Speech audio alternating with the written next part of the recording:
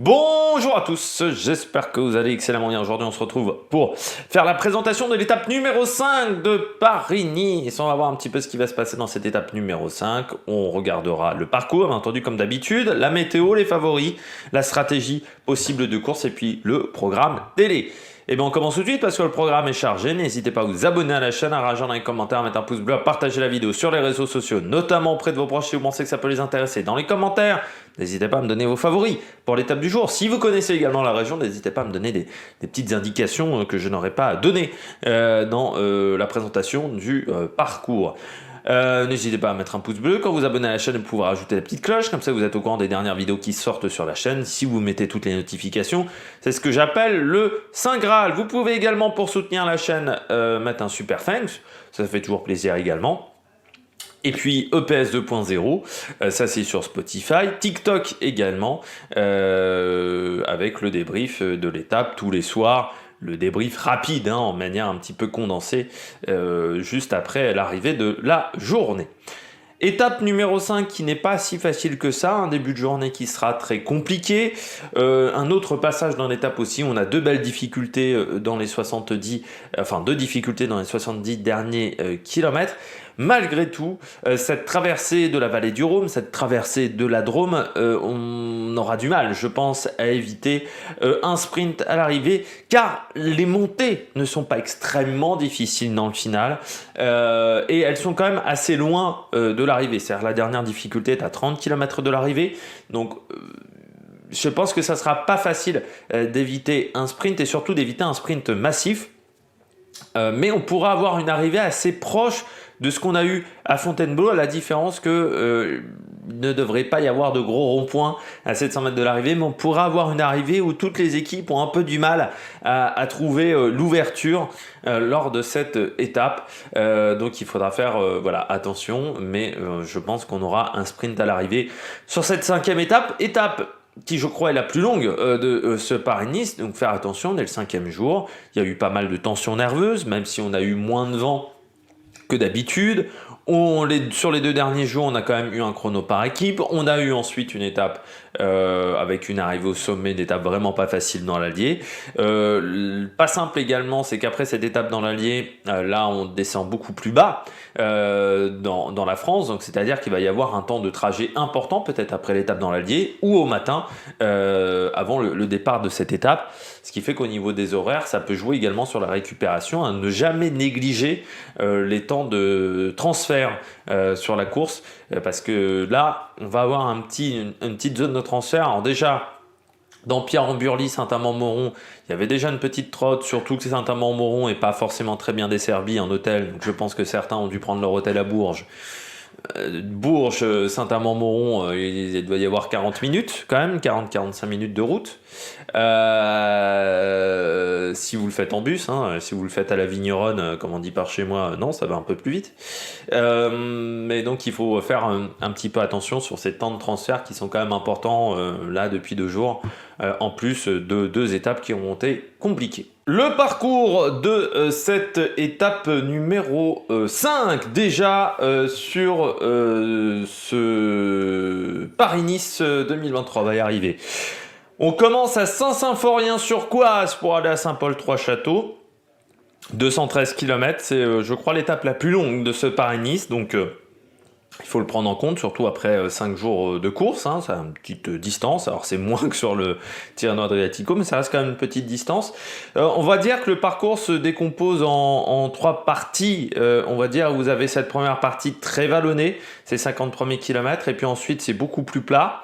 Vous avez ensuite cette fin de journée, où vous avez 2 difficultés, mais qui restent quand même très plates, parce que les 2 difficultés ne sont pas si difficiles que ça. Il faut voir que là l'échelle est un petit peu trompeuse.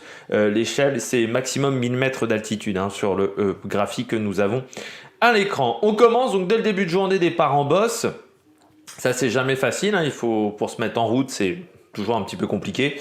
Avec la côte de Coise, 1,5 km à 8,7% de moyenne. Alors moi, je n'ai pas le même pourcentage, c'est-à-dire moi, le pourcentage me semble beaucoup plus proche de la réalité sur cette côte de Coise. Les deux viennent de la Flamme Rouge, mais encore une fois, pour moi, ça ressemble plus à ça, la côte de Coise, que ce qui est indiqué sur le premier pourcentage.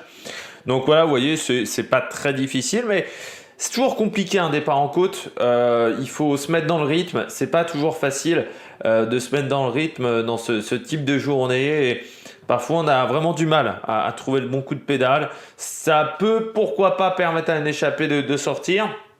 Mais quelques kilomètres après, on aura une deuxième difficulté, ça sera au kilomètre 10,5, la côte de l'Aubépin, 5 km 2 à 4,4 de moyenne, côte de deuxième catégorie, la côte de l'Aubépin. Vous voyez, il y a un passage à 6,4%, c'est entre le kilomètre 1 et le kilomètre 2, et puis ensuite 5,9, 4,4.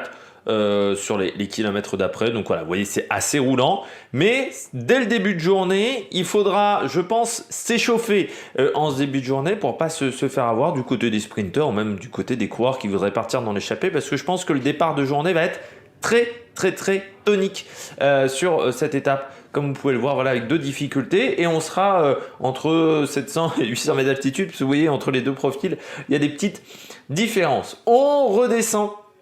Une longue descente pendant 18 km qui va permettre d'atteindre le pied de la côte de Trèves, 2 km 4 à 5,8 de moyenne, 33 km 500 pour le sommet, c'est le kilométrage au sommet, 2 km 400 5,8 de moyenne, la côte de Trèves qui est ici, voilà.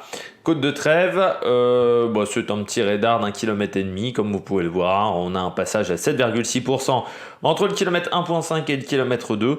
Mais ça reste une petite bosse d'1 kilomètre qui devrait pas permettre de faire des écarts. Si l'échappée n'est pas encore sortie, elle peut peut-être sortir à ce moment-là.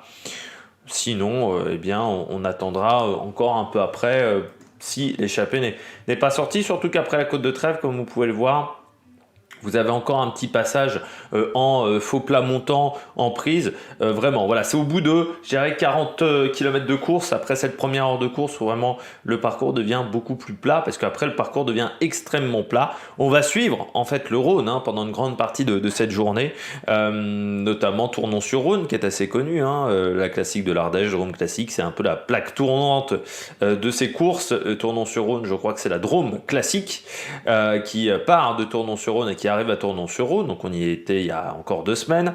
La Voulte-sur-Rhône, donc on a des passages très plats. Et puis, au kilomètre 158, c'est-à-dire à une soixantaine de kilomètres de l'arrivée, de nouveau 2 difficultés avec un sprint bonification qui est sur la première difficulté du jour, la côte du Deves, je pense qu'on prononce comme ça, 3 km 500 et 4,7% de moyenne. Sprint bonification, il faut bien le préciser, qui est situé quand même très loin de l'arrivée, ce qui est assez rare. Le sprint bonification, normalement, c'est très proche de l'arrivée, mais là, ils ont décidé de le mettre sur la côte de Deves et pas sur la côte d'Alarac. La côte d'Alarac est la dernière difficulté du jour, 4 km 6 à 4,8% de moyenne, côte de 3e catégorie. Et nous sommes à 30 km de l'arrivée du côté de cette côte d'Alarac. Côte d'Alarac, je vous la montre tout de suite à l'écran. C'est très régulier, il y a juste un replat, on va dire, à 2,9%, mais je dirais que c'est plutôt très régulier. Et ce qui fait que comme il n'y a pas des gros pourcentages, je pense qu'on aura du mal à faire la différence dans cette difficulté. On redescend ensuite vers Saint-Paul-Trois-Châteaux, c'est un faux plat descendant. On devra avoir un sprint très rapide à Saint-Paul-Trois-Châteaux pour plusieurs raisons. Le parcours est très rectiligne sur la fin de journée. Et la dernière intersection est à 3 km de l'arrivée. Et puis on devrait être plutôt sur des routes assez larges. Faire attention, peut-être des routes un petit peu exposées au vent également, du côté de Saint-Paul-Trois-Châteaux. Donc il faudra faire attention de ce côté-là. Et donc sprint normalement à Saint-Paul-Trois-Châteaux. On regarde la météo, le temps sec avec de belles éclaircies. Parfois entrecoupé de légers passages nuageux, on dirait, je fais Evelyne Delia.